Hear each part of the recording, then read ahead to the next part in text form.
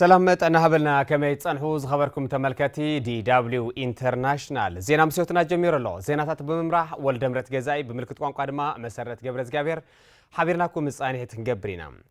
كم هزبي حزون انتخونا دليت سلامنا بسرعة بلتصقنا زوار الزلو خالو زوركينات الممكاتجن تدالينا عقمنا أتناخرنا كنصنحي قبايلهم أبال مأخلاي كوميتي هو حاتن أمباسادر دكتور عدي سالم باليما أمباسادر دكتور عدي سالم باليما نزيز قلصو زباتني بهراو برست بزبل مري حسب مس محبرسب نقدن سب حافتن أب استدالوه مدرخ زاتيو مرسيتي قبراو هرتخطاتي لاتولا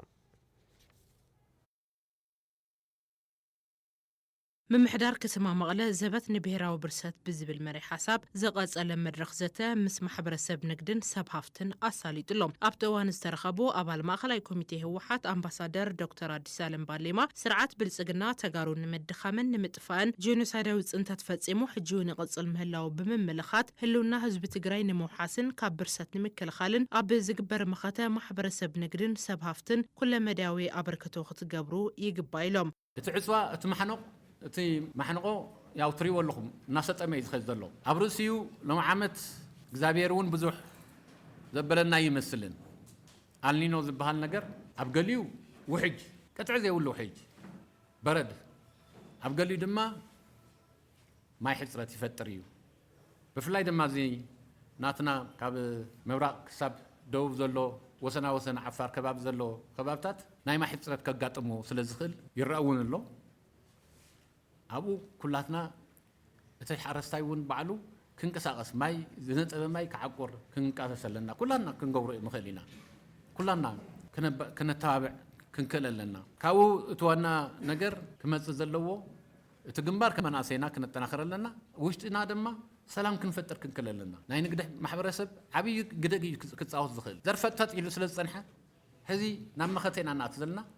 امخته غزي دما ستمتم كنوللنا بكل مداي ابزي عبي قد كم زلكم مرأي يكاليو تساتفتئت مدرخ ابزها بوريت ودما موداتا ممارص تخوينون ممكات دلواتنا دحر مبالك كينات كترف زخل عدلات جن سانقي كامتقام كم زدلي غليصوم اي منግስት ትግራይ ጠንኪሩ ጸገም ፈትሑ اي ጠንኪሩ ተቃሊስ ተፍትሑ اي نحنا نعلتنا مرص وسيدنا نمتى انكلل بخمت نايكل تشعن عسرت سدستر نقورز دبرنا بلوجستيكس بحايدس هنحجز لنا زبل كم حبرت السبين عم وصل زلنا معناته انتم الناس من نخدي يبنا هذا خطر مفتوحين ما راح يحط نفس كون له طرف كون حدنت كون له كوفينا بسنه رعت ترادادينا مفتين تنقورو اللي يعيشين زبل كم تتجمر وزلهم ويك عنا غيركم تصنحهم حجون انت خنا كبي دايكونن وساسخلو كل نجار بمرجع مفتين تترخبه إن كابزي وصاجن ونخطف كايلو كاميرا نخنق لك از مسألة أمو نحنا ونطلعنا عقمنا فقد كل خنكالا خل متادم قبرنا أبتم سلعلو حسابات ملاش ذهبو أمباسادر دكتور عدي سالم باليما كم هزبيك ساب حجي دليت سلام سلازخونا بزح ساقام إنا تتسممنا متيناينا كوينات نمترافون انتخونا جن عقم خاطنا خيركا بمصنحيلهم إنان إقرنا نصاميرنا دو كيف نبل ويس نحنا ون ندالو انت تدالينا عدل اللوو مدلاوكا كوينات يترف دفعت بلدما نفس خات كلاخل كالسعر يقبر كميو تناي كوينات حقي كلنا كوف سراويتين اتون كاليكو دجني زخون اتمنسي ابعدو تخيلي سلف امينو لمنتاي سلا انت اتيو ارينا انتاي كم زقبر كحردنا ايو قتلنا ايو دقنا حواتنا اديتانا كدفريو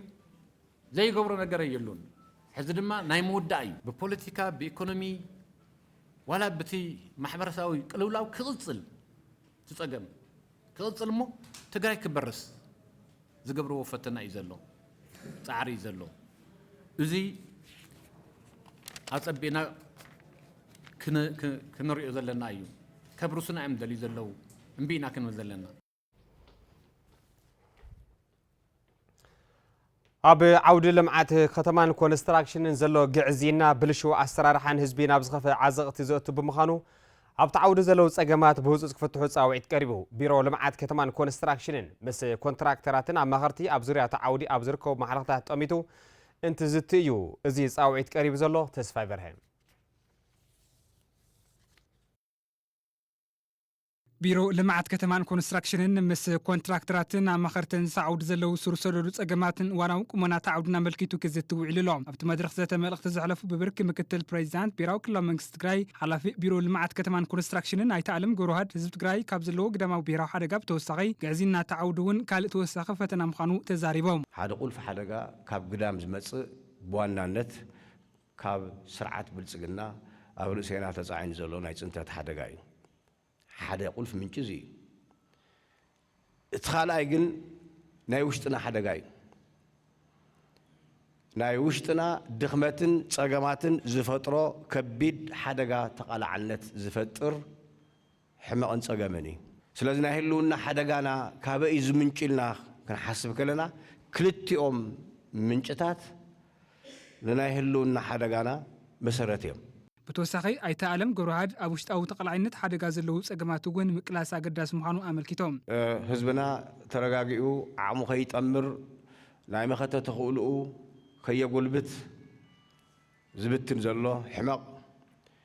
ጸገም ሰናይ ምምሕዳር ጸገም ኣገልግሎት ጸገም ግዕዚና እዩ እዚ ብምዃኑ ናይ ውሽጣዊ ሓደጋ ተቓላዕነትና ንዚ ኩሉ ጸገማቱን መሰረት ኮይኑ ዘገልግል ዘሎ ስለ ዝኾነ እዚ ድኽመት እዚ ካብ ውሽጥና ምቅላስ ወሳንን ኣገዳስን ዝኾነሉ መድረኽ ኮይና ዝኔና ማለት እዩ ተሳተፍቲ እቲ መድረኽ ኣብ ዝሃብዎ ርእይቶ ብወገኖም ኣብ ተዓውዲ ዘለው መሓለኻታት ጸገማት ግዕዚናን ቢሮክራስን ኣዝዩ ከም ዘስግኦም ተዛሪቦም ሓደ ሮል መቃለሲ ክወፀልና ክእል ኣለዎ እቲ መምርሒስ በቲ ዝነበረ ዘይኮነ ከምቲ ዓንተ ዝተባሃለስ ሓድሽ ዝኾነ ነቲ ሕጂ ዘሎ ዘመን ክምጥን ዝኽእል ሓፂር ግን ገላፃይ ዝኾነ ትራንስፓረንሲ ዝኾነ መምርሒ ክወፅእ ክእል ኣለዎ እቲ መምርሒ ትወፅተሉ ድማ እቶም ኣብዚ ዘለና ማሕበር ኮንትራክተር ይኹን ማሕበር ኮንሰልታንት ካሊእ ዝምልከቶም እውን ምሳና ክወፅእ ክብሎ ኢንቨስትመንት ኮሚሽን ምሳና ክህልዎም ዝዓበየ ስራሕ ናታቶም እዮም መዘጋጃታት ትህልተለዎም ምሳና ክህልሎም ዓበይቲ እቶም ናይ ኤንጂኦን ገርምን ስራሕ ክውፅእ ዝኽእሉ ድማ ምሳና ክሳተፉ ክኽእሉ ኣለዎ እንኳዕ እውን ጽቡቕ መድረኽ ተኸፈተልና ኣብ ናይ ኮንስትራክሽን መዳይ ዘሎ ቢሮክራስን ኮራፕሽን ድሓር ናብ ሞናርኪስት ወይ ከዓ ናብ ሞኖፖሊዝም ክቕይሮ ኢሉ ስርዓት እየ ዝብላና ስፔሻሊ መዛገጃ ቤት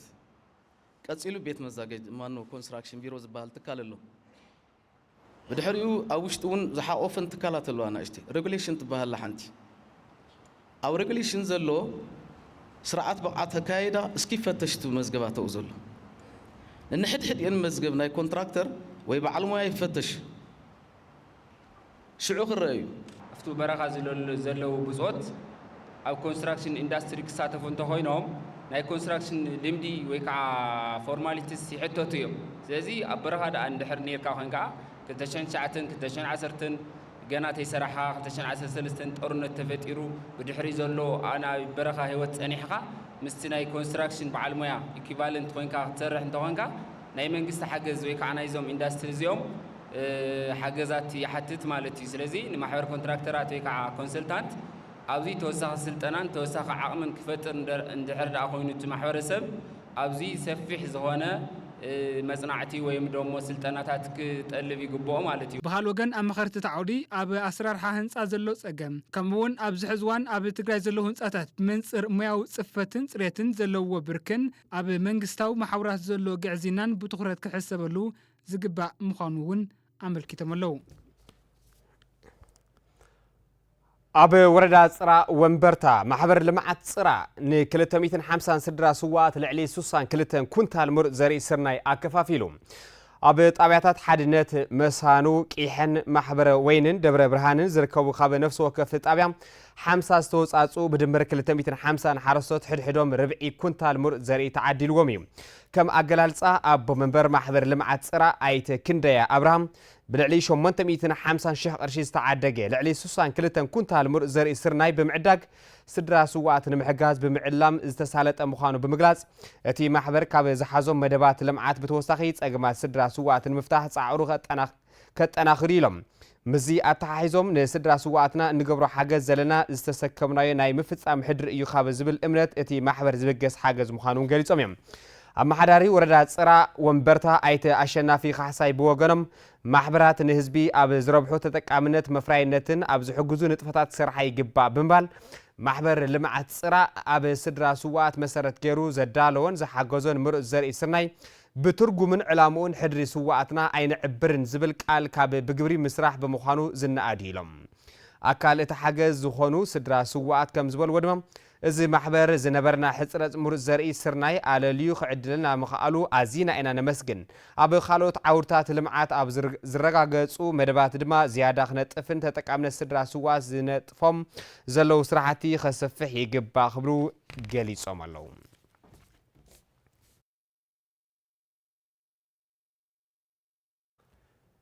ጸገም መንበሪ ኣባይቲ ስድራ ስዋኣት ንምፍታሕ ክፍለ ከተማ ሓድነት ንልዕሊ 2000 ስድራ ስዋኣት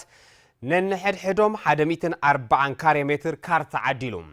ካብ መንጎቶም ዝተዓደሉ ስድራ ስዋኣት ነቲ ዝተዋሃቦም መሬት ብምምስጋን ይኹን እምበር ዓቕሚ መስርሒ ስለ ዘየብልና ኩሉ ኣካል ሓገዝ ክገብርልና ንጽውዕ ኢሎም ኣለው ሄኖክ ካሕሳይ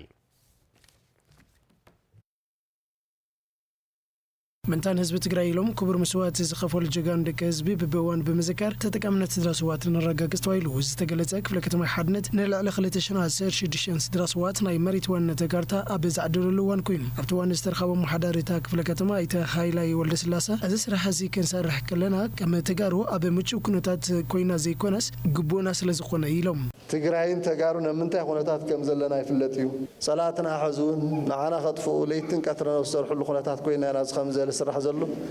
መንግስቲ እውን ኣብ ምቹእ ኩነታት ኮይኑ ይኾነ ዝኸምዘለ ፍትሓት ከቕምጥ ከሎ ብጣዕሚ ኣብ ዝተጸገመሉ ኣብ መዋጥር ዘለሉ ኩነታት ኮይኑ ግን ውሽጣዊ ዓቕምታትና ናይ ውሽጢ ጉዳያትና እውን እናርአና ንኽእል ዝብል ተዘይኮይኑ ኩሉ ነገር ምቹእ ኮይኑስ ኩላ ትግራይ ውሕስቲ ኮይና ማለት ግን ከም ዘይኾነ ኣምርዳየሊ ግን ኣብ ዘለና ኩነታት ኮይና ዋላ ብጸገም ኮይና እውን ዝተወሰነ መፍትሕታት ተገበርና ተባሂሉ ዝፍታሕ ዘሎ ምዃኑ ምርዳእ ከልዩ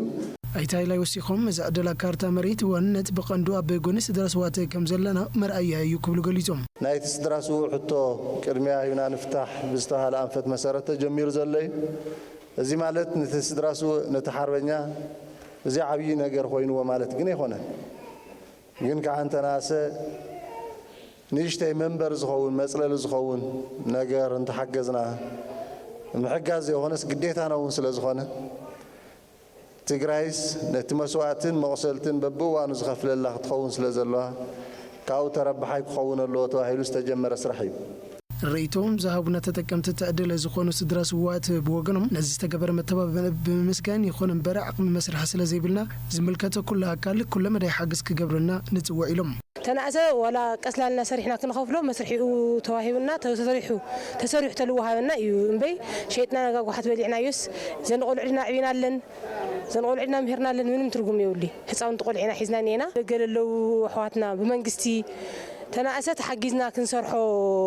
ክንኽእለሉ ክግበርኒ እዮም መሬት እዚ ዓብያቶ ኣይኮነን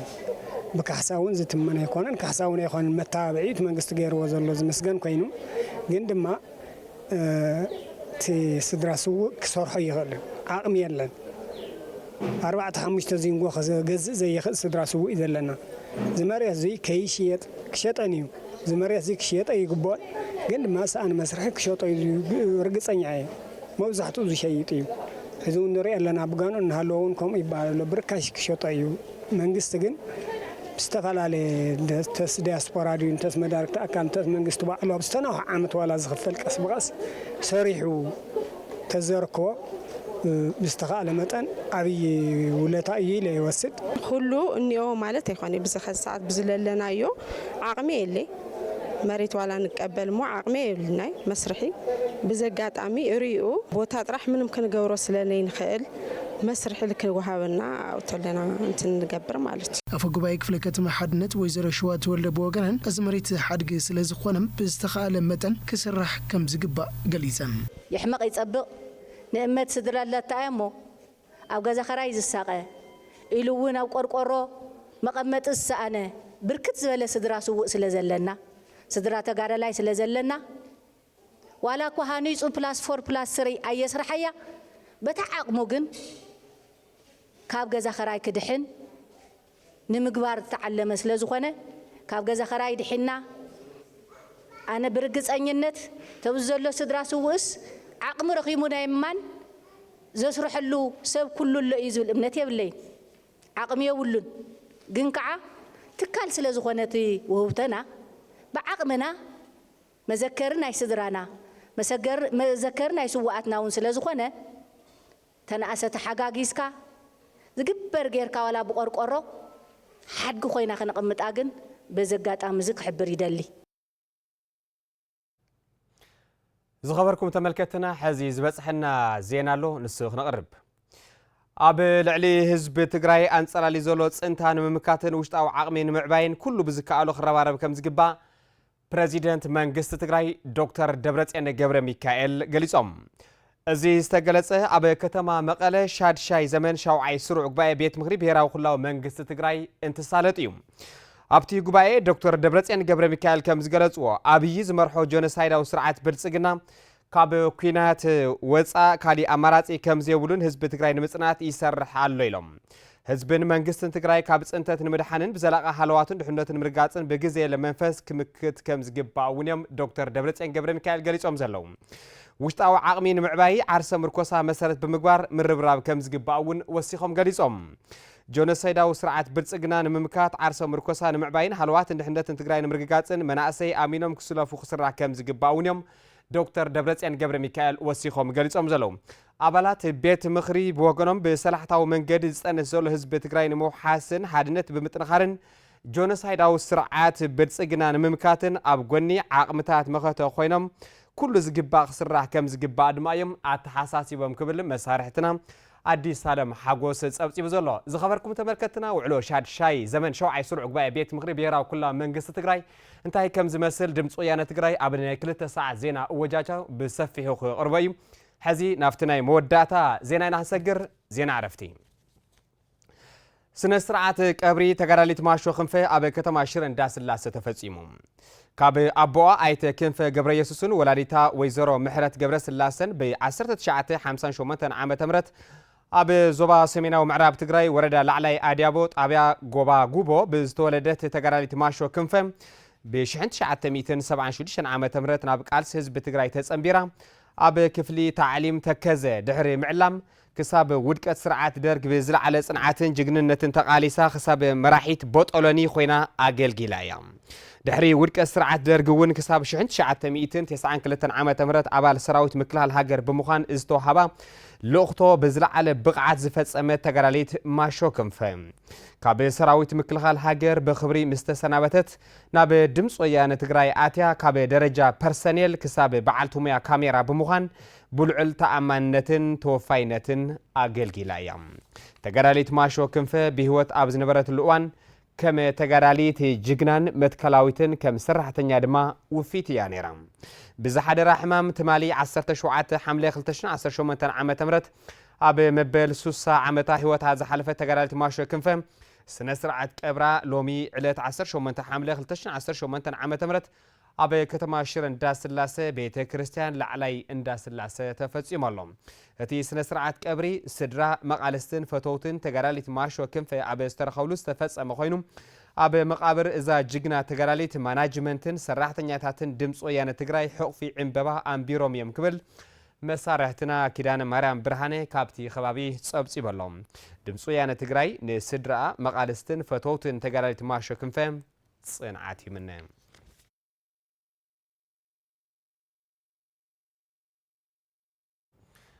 ዝኸበርኩም ተመልከትና